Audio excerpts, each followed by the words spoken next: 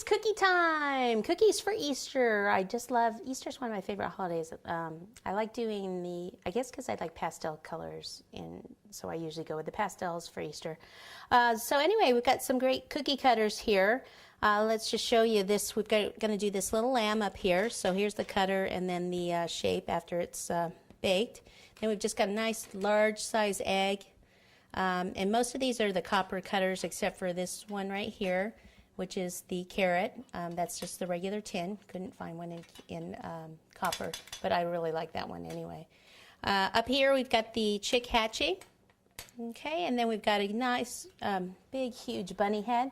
I rather do the heads like faces rather than do a whole, you know, bunny bot with a body and everything. I just always think they come out so much cuter. And then we're going to do a cross because I never see anyone do a, you know, a cross for Easter in the Easter cookie kind of collection type thing. And then this one's super cool. This is a basket right here. And you can do this either of two ways. This one is just cutting it out, you know, just as is.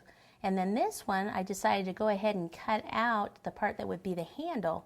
Now for that, what I did is I had this graduating set. It's for windows and things. So I was able to just take one of these and place it in here and cut it.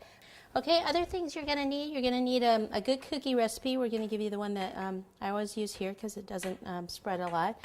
And then we've got some black shoestring licorice for the rabbit. For the basket, you want to have some kind of either texture mat or rolling pin that does basket weave because we're going to press this on fondant. Most of the cookies are going to be with fondant and a little bit of royal icing. And then this little guy right here, this is, it's called a strip cutter, and it comes in a set of 4. And I just pulled this one design out because this is the total Easter egg design, isn't it? The zigzag type design. So we're going to use that for our Easter eggs. And then also for the basket, for the handle, I wanted a rope border, or I'm sorry, a rope handle. So there's different ways you could do it. You could either use the clay gun, like this, that has the 3 little things in it there. That's what makes the rope. Or you can use, there's different kinds of molds out there. This one would be a little bit too big, but you can cut it down so you don't have to use the entire thing. You could cut it in half. Or there's this smaller one that has different sizes in it. You could have, I love the plunger cutters, so I always kind of bring those.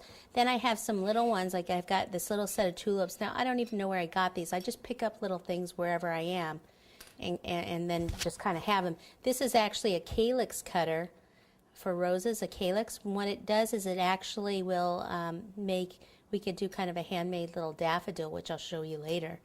And then sometimes I'll just bring out, this is just a geometric set with some neat little cutters. So if I want to do other designs on the eggs, I can. We've got just the ready-made royal icing decorations that you could get at a cake shop, and also the sugar eggs and royal icing eggs. And then some ready-made already flowers, but you could also just make these ahead of time out of royal icing yourself. For any of these like little flowers here. Well, these small ones, they're actually the same as those right there. And then I've got some candied sugar eggs here.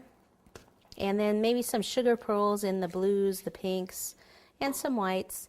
And then just an array of colors of dusting powders, luster dust. So these are the things we're doing.